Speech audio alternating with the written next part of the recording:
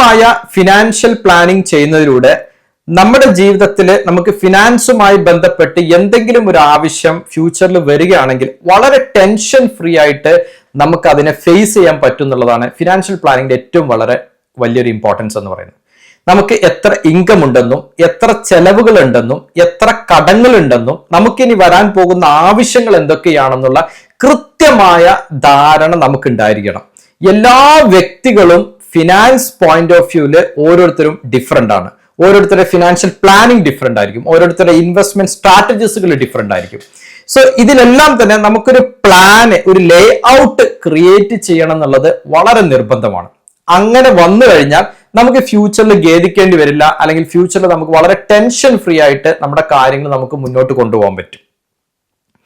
Financial planning ചെയ്യുന്നിടയ്ക്ക് ഈയിടെ ഒരു NRI സുഹൃത്തുമായിട്ട് എനിക്ക് സംസാരിക്കേണ്ടി വന്നു. ആ സമയത്ത് ആളുടെ ഇൻകം, ആളുടെ എക്സ്പെൻസുകൾ, ആളുടെ മറ്റ് ഡെപ്റ്റുകൾ എല്ലാം നമ്മൾ ഫെച്ച് ചെയ്തെടുത്ത് അനലൈസ് ചെയ്യുന്ന കൂട്ടത്തില് ഒരു പോയിന്റ് എനിക്ക് സ്ട്രൈക്ക് ആയിട്ട് തോന്നി. ആ പോയിന്റ് ആണ് ഇന്നത്തെ വീഡിയോയിൽ നമ്മൾ സംസാരിക്കുന്നത്. അതർ ഇൻവെസ്റ്റ്മെന്റ് എന്ന് പറയുന്ന ഒരു ഫോമില്, ഒരു പോർഷൻസിൽ അദ്ദേഹം ഫില്ല് ചെയ്തിട്ടുള്ള ഒരു ഡീറ്റെയിൽസ്. ഇതാണ് സംഭവം. 10 വർഷക്കാലം ഓരോ മാസവും 21,000 രൂപ വെച്ച് നമ്മൾ ഇൻവെസ്റ്റ് ചെയ്യുന്നു. ഒരു ഗ്യാരണ്ടീഡ് റിട്ടേൺ പ്ലാൻ ആണെന്ന് ഓർക്കണം.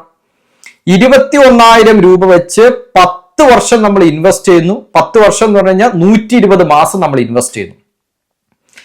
അത് കഴിഞ്ഞ് 2 വർഷം നമുക്ക് ബ്രേക്ക്, അതായത് നമ്മൾ പിന്നെ ഇൻവെസ്റ്റ് ചെയ്യുന്നില്ല അടുത്ത 2 വർഷം.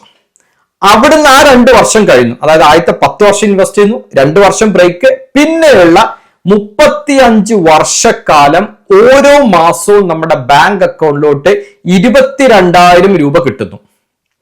35 വർഷം കഴിഞ്ഞു വരുന്ന ആദ്യത്തെ മാസം നമുക്ക് 25 ലക്ഷം രൂപ ലാസ്റ്റ് നമുക്ക് ബൾക്ക് എമൗണ്ട് ആയിട്ടും കിട്ടുന്നു. ഇത് കേട്ടപ്പോ എനിക്കൊരു കിടിലൻ പ്ലാൻ ആയിട്ടാണ് തോന്നിയത്. ഞാൻ ചോദിച്ചു, എന്തിനാണ് നിങ്ങൾ ഇതിൽ ഇൻവെസ്റ്റ് ചെയ്തത് എന്നാണ്. അതിനുള്ള നല്ല ഉത്തരം അദ്ദേഹം പറഞ്ഞു. ഇതാണ് സംഭവം. അതായത് ആള് NRI ആണ്, ഗൾഫിലാണ് അദ്ദേഹം ജോലി ചെയ്യുന്നത്. ഡെഫിനറ്റ് ആയിട്ടും ഒരു സമയം കഴിയുമ്പോൾ ഈ ജോലി നിർത്തി അദ്ദേഹം നാട്ടിലോട്ട് വരാനാണ് അദ്ദേഹത്തിന്റെ പ്ലാൻ. മിക്ക പ്രവാസികളും അങ്ങനെ തന്നെ ആയിരിക്കും. സോ ഇങ്ങനെ വരുന്ന സമയത്ത് അദ്ദേഹം പറഞ്ഞു, എനിക്ക് ആ സമയത്ത് ജോലി ഉണ്ടാവില്ല, ഞാൻ നാട്ടിലായിരിക്കും, ഞാൻ കുറച്ച് ഏജ്ഡ് ആയിട്ടുണ്ടായിരിക്കും, ആ സമയത്ത് എനിക്കൊരു ഇൻകം കിട്ടണം എന്ന് പറഞ്ഞു. അപ്പൊ എനിക്ക് മനസ്സിലായി, this is A retirement planning ആണ്. റിട്ടയർമെന്റ് സമയത്ത് അദ്ദേഹത്തിന് ഒരു ഇൻകം കിട്ടണം. ഒരു 35 വർഷം കഴിയുമ്പോൾ അദ്ദേഹത്തിന് ഒരു 25 lakhs ബൾക്കായിട്ടും കിട്ടുന്നു. ഇത് കേട്ടപ്പോ ഹാപ്പി. കാരണം ഇതൊരു ഇൻവെസ്റ്റ്മെന്റ് ഒബ്ജക്റ്റീവ് അല്ലെങ്കിൽ ഒരു റിട്ടയർമെന്റ് പ്ലാൻ പെർസ്പെക്റ്റീവിലാണ് ആള് ചെയ്തിട്ടുള്ളത്. പക്ഷെ അദ്ദേഹത്തിന്റെ ഈ ഡ്യൂറേഷൻ നോക്കിക്കഴിഞ്ഞാൽ 10 വർഷം ഇൻവെസ്റ്റ്മെന്റും 2 വർഷത്തെ ബ്രേക്കും അടക്കം 12 വർഷക്കാലാണ് അയാളുടെ ആ ഇൻവെസ്റ്റ്മെന്റ് ഡ്യൂറേഷൻ ആക്ച്വലി നിൽക്കുന്നത്. അത് കഴിഞ്ഞ് പിന്നെ 35 വർഷം കിട്ടുന്നു, ലാസ്റ്റ് ഒരു 25 ലക്ഷം കിട്ടുന്നു. ഇത് കേട്ടപ്പോൾ എനിക്കൊരു അടിപൊളി പ്ലാൻ ആയിട്ടാണ് തോന്നിയത്. പക്ഷെ ഞാൻ എന്ത് ചെയ്തു, ഇതിനെ ഒന്ന് ഡീകോഡ് ചെയ്യാൻ. ഞാൻ അത് കേട്ടപ്പോൾ എനിക്ക് നല്ല പ്ലാൻ ആയിട്ട് തോന്നി. പക്ഷെ ഞാൻ ഇതിനൊന്ന് ഡീകോഡ് ചെയ്യുന്നു. ഡീകോഡ് ചെയ്യുന്ന പറഞ്ഞാൽ ഇതിന്റെ ഓരോ ഡീറ്റെയിൽസ് എടുത്ത് ഞാൻ ഇതിന്റെ മാത്തമാറ്റിക്സ് ഒന്ന് മനസ്സിലാക്കാൻ വേണ്ടി ശ്രമിച്ചു. ഇതിന്റെ ഉള്ളിലോട്ടൊന്ന് ഇറങ്ങി കയറാൻ വേണ്ടി ശ്രമിച്ചു. എന്താണ് ഇതിൽ ആക്ച്വലി സംഭവിക്കുന്നത് എന്നുള്ളത് നോക്കി. നമുക്ക് നോക്കാം ഇതിന്റെ ഡീറ്റെയിൽസ് വെച്ചിട്ട് എങ്ങനെയാണ് ഇത് ഈ പ്ലാൻ എന്താണ് എന്നുള്ളത്. സോ ഈ സ്കീമില് അല്ലെങ്കിൽ ഈ സെല്ല് ചെയ്തിരിക്കുന്ന സ്കീമിൽ പറഞ്ഞിട്ടുള്ള കാര്യങ്ങളാണ് നമ്മൾ ഈ ടേബിളിൽ കാണുന്നത്. ഇൻവെസ്റ്റ് ചെയ്യുന്നത് ജൂലൈ 2025 മുതൽ 2035 വരെ, അതായത് 10 വർഷമാണ് ആൾ ഇൻവെസ്റ്റ് ചെയ്യുന്നത്. എത്രയാണ് ഇൻവെസ്റ്റ് ചെയ്യുന്നത്? 21,000 രൂപ വെച്ച് 10 വർഷം. അപ്പൊ 10 വർഷം എന്ന് പറയുമ്പോൾ 120 മാസം അയാൾ ഇൻവെസ്റ്റ് ചെയ്യുന്നു. ഇൻവെസ്റ്റ് ചെയ്യുന്ന എമൗണ്ട് എന്ന് പറയുന്നത് 25.2 ലക്ഷം രൂപ ഇൻവെസ്റ്റ് ചെയ്യുന്നു. Okay, correct. അത് കഴിഞ്ഞ് ബ്രേക്ക് പീരിയഡ് 2 വർഷം പിന്നെ നമ്മൾ ഒരു പേയ്മെന്റും ചെയ്യുന്നില്ല. അതായത് 2035 ജൂലൈ തൊട്ട് 2037 ജൂൺ വരെ, കറക്റ്റ് പറഞ്ഞാൽ 24 മാസം നമ്മൾ ഒരു വിധത്തിലുള്ള പേയ്മെന്റും ചെയ്യുന്നില്ല എന്നുള്ളതാണ്. സോ ഒരു എമൗണ്ട് നമ്മൾ ചെയ്യുന്നില്ല, പേയ്മെന്റ് 0. അതാണ് ഈ ഗ്രേ കളറിൽ കാണിച്ചിരിക്കുന്നത്. ഇനി നമ്മൾ മൂന്നാമത്തെ ലൈനിലോട്ട് വരുന്നു, റിട്ടേൺ. നമ്മുടെ പേയ്മെന്റ് എല്ലാം കഴിഞ്ഞു, ഇനി നമുക്ക് എമൗണ്ട് കിട്ടുന്നത്. അതായത് ജൂലൈ 2037 തൊട്ട് ജൂൺ 2072 വരെ 35 വർഷം എന്ന് പറയുന്ന സമയത്ത് 420 മാസമാണ്. 420 മാസം 22,000 രൂപ വെച്ച് നമുക്ക് കിട്ടുന്നു. അത് നമ്മൾ കാൽക്കുലേറ്റ് ചെയ്ത് കഴിയുമ്പോൾ 92.4 ലക്ഷം റുപ്യ നമുക്ക് കിട്ടുന്നു. അത് കഴിഞ്ഞ് അവസാനത്തെ മാസം, അതായത് ഈ 420 മാസം കഴിഞ്ഞ് 421 മാസം 25 ലക്ഷം രൂപ നമുക്ക് ലംസമായിട്ട് ഒരു വൺ ടൈം ഇൻവെസ്റ്റ്മെന്റും തരുന്നു.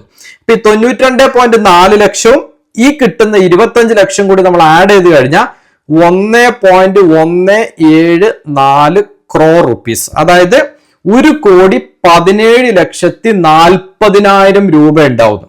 ഇത് കാണുമ്പോൾ നമുക്ക് ഭയങ്കര അതിശയോക്തി തോന്നും അല്ലെ, ഈ വാല്യൂ. സോ ഇത്ര എമൗണ്ട് ആണ് ഈ ആൾക്ക് ഈ 10 വർഷം 21,000 ഇൻവെസ്റ്റ് ചെയ്ത് കഴിഞ്ഞാല് അടുത്ത 35 വർഷം കഴിയുമ്പോൾ ആൾക്ക് കിട്ടുന്ന എമൗണ്ട് എന്ന് പറയുന്നത് 1,17,40,000 രൂപയാണ്. ഇതാണ് ആളുടെ ഇൻവെസ്റ്റ്മെന്റ് പ്ലാൻ. ഈ കൊടുത്തിട്ടുള്ള ഗ്യാരണ്ടീഡ് പ്ലാനിന്റെ സത്യാവസ്ഥ എന്താണെന്ന് അറിയാൻ വേണ്ടിയിട്ട് ഞാൻ ഇതിനെ ഒരു ഗൂഗിൾ ഷീറ്റിലോട്ട് ഇമ്പോർട്ട് ചെയ്ത് ഈ ഡാറ്റനെ ഞാൻ ഇവിടെ ഫർണിഷ് ചെയ്തു.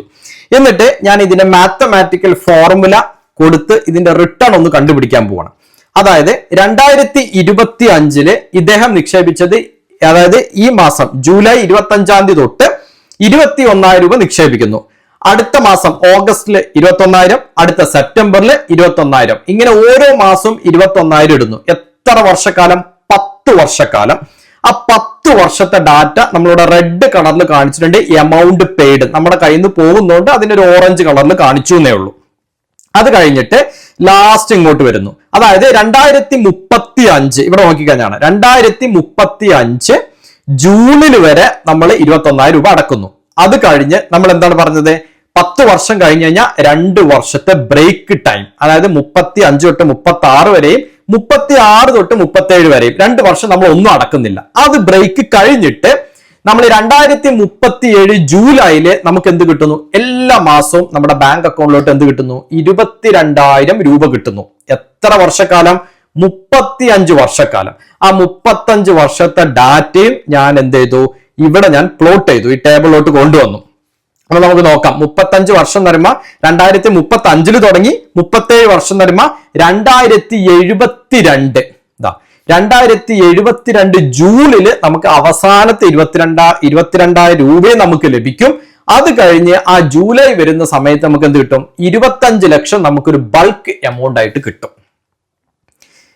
ഈ ടാബ്ലാർ കോളത്തിൽ കൊടുത്തിട്ടുള്ള ഈ ഇൻഫർമേഷനിൽ നിന്ന് ഞാൻ extended internal rate of return, അതായത് നമ്മൾ പല പല സമയങ്ങളിലാണ് ഇൻവെസ്റ്റ് ചെയ്യുന്നത്. ഫിക്സഡ് ഡെപ്പോസിറ്റ് പോലെ ഇന്ന് ഇൻവെസ്റ്റ് ചെയ്തു, ഒരു കൊല്ലം കഴിഞ്ഞിട്ടല്ല നമ്മൾ എടുക്കുന്നത്. നമ്മൾ പല പല സമയങ്ങളിലാണ് ഇതിന് ഇൻവെസ്റ്റ് ചെയ്യുന്നത്. അങ്ങനെ ഇൻവെസ്റ്റ് ചെയ്യുന്നതിന്റെ റിട്ടേൺ കാൽക്കുലേറ്റ് ചെയ്യുന്നത് XIRR എന്നാണ് പറയുക. നമുക്ക് മ്യൂച്വൽ ഫണ്ടിലൊക്കെ ഇൻവെസ്റ്റ് ചെയ്യുന്നവർക്ക് അറിയാം.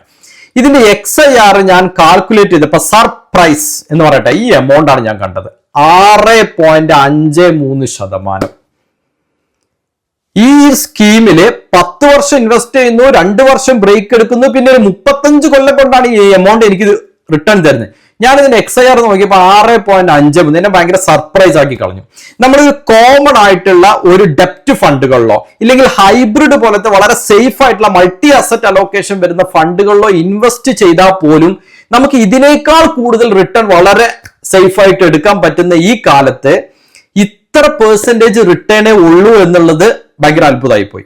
കാരണം നമ്മൾ ഒറ്റയടിക്ക് നോക്കുന്ന സമയത്ത് നമുക്കത് ഭയങ്കര ലാഭമായിട്ട് തോന്നും. പക്ഷെ ഇതിന്റെ മാത്സ് ഒന്ന് ചെയ്യാനുള്ള ഒരു ക്ഷമ കാണിച്ചു കഴിഞ്ഞാൽ നമുക്ക് മനസ്സിലാവും ഇത് നമുക്ക് പറ്റുന്ന പ്ലാൻ അല്ല, അല്ലെങ്കിൽ നമുക്ക് അത്ര ഫേവറബിൾ ആയിട്ടുള്ള ഒരു പ്ലാൻ അല്ല എന്ന് നമുക്ക് വളരെ ക്ലിയർ ആണ് ഇതിന്റെ റിട്ടേൺ എടുത്ത് നോക്കിക്കഴിഞ്ഞു കഴിഞ്ഞാൽ. നമ്മൾ ഈ പ്ലാനിൽ കണ്ടതുപോലെ 6.53% XIR ആണ് അദ്ദേഹത്തിന് കൊടുത്തത്. ഇതിൽ ഞാൻ GST ഒഴിവാക്കുന്നതോ ടാക്സ് അടക്കുന്നതോ ഒന്നും കൂട്ടിയിട്ടില്ല. ടാക്സും GST എല്ലാം കൂടി ചിലപ്പോൾ കൂട്ടിക്കഴിഞ്ഞ് ഇതിൽ നിന്ന് മൈനസ് ചെയ്ത് കഴിഞ്ഞാൽ ഒരുപക്ഷെ 6% അല്ലെങ്കിൽ അതിൽ താഴെയായിരിക്കും ഉണ്ടാവുന്നത്. ഇന്ന് എത്രയോ മികച്ച പ്ലാനുകള്, എത്രയോ മികച്ച ഓപ്ഷനുകൾ നമുക്ക് ചുറ്റുമുണ്ട്. വളരെ റെഗുലേറ്റഡ് ആയിട്ടുള്ള ഇൻവെസ്റ്റ്മെന്റ് ഓപ്ഷൻസ് ആണ് ഞാൻ പറയുന്നത്. സ്കാം പോലത്തെ ഓപ്ഷൻസ് അല്ല ഞാൻ പറയുന്നത്.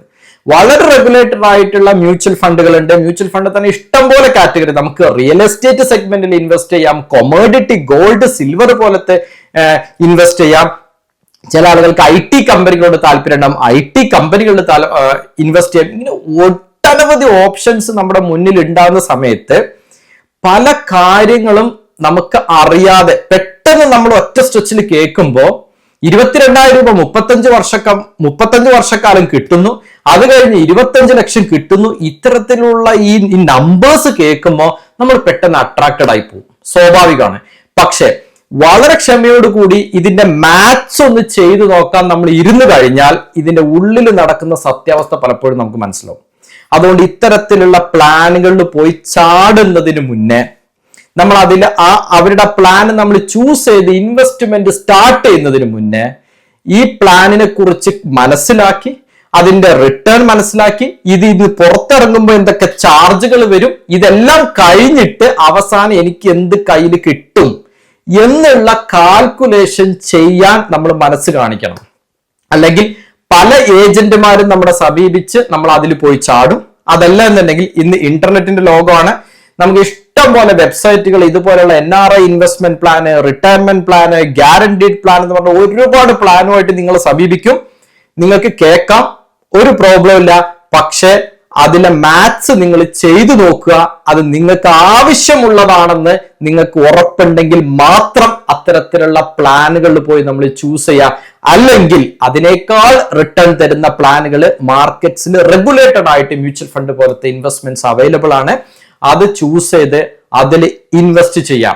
നിഫ്റ്റി 50 എന്ന് പറയുന്ന ഇന്ത്യൻ സ്റ്റോക്ക് മാർക്കറ്റിന്റെ ബേസിക് ഇൻഡെക്സ് പോലും ഇന്ന് 12 തൊട്ട് 14% വരെ റിട്ടേൺ കൊടുക്കുന്ന ഈ കാലഘട്ടത്ത് അതിന്റെ പകുതി പോലും റിട്ടേൺ ഇല്ലാത്ത ഇത്തരം ഇൻവെസ്റ്റ്മെന്റുകൾ എന്തിനാണ് ഞാൻ ചൂസ് ചെയ്യുന്നത് നമ്മളോട് തന്നെ ചോദിക്കാം. ഓക്കെ, സോ ഇത്തരത്തിലുള്ള കാര്യങ്ങള് അവയർനെസ് ഉണ്ടായിരിക്കുക എന്നുള്ളത് വളരെ ഇമ്പോർട്ടന്റ് ആണ്. നമ്മൾ ഈ ഓരോ പ്രൊഡക്റ്റും ചൂസ് ചെയ്യുമ്പോൾ അതിന്റെ ആവശ്യം നിങ്ങൾക്ക് എന്താണെന്ന് നിങ്ങൾ തിരിച്ചറിഞ്ഞ് അത് ആവശ്യമാണെങ്കിൽ മാത്രം എടുക്കുക, ഇല്ലെങ്കിൽ ആൾട്ടർനേറ്റ് ഓപ്ഷൻസിലോട്ട് നമ്മൾ പോവുക എന്നുള്ളതാണ്. മ്യൂച്വൽ ഫണ്ടുകളിലും മറ്റ് ഇൻവെസ്റ്റ് ചെയ്യാനുള്ള എല്ലാ ലിങ്കുകളും വീഡിയോ ഡിസ്ക്രിപ്ഷനിൽ കൊടുത്തിട്ടുണ്ട്. വാട്സപ്പിൽ സപ്പോർട്ട് ചെയ്യാനുള്ള ലിങ്ക്സും കൊടുത്തിട്ടുണ്ട്. മാർക്കറ്റ്സിനെ കുറിച്ച് ഡെയിലി പഠിക്കാനും അറിയാനും താല്പര്യമുള്ളവർക്ക് നമ്മുടെ ടെലഗ്രാം ചാനൽ ലിങ്ക് കൊടുത്തിട്ടുണ്ട്. മാർക്കറ്റ് റിലേറ്റഡ് ആയിട്ടുള്ള ന്യൂസുകളും കാര്യങ്ങളുമാണ് അതിനകത്ത് കൊടുക്കുന്നത്. നിങ്ങൾക്ക് ഫോളോ ചെയ്യാം. താല്പര്യമുള്ളവർക്ക് അതിൽ ജോയിൻ ചെയ്യാവുന്നതാണ്.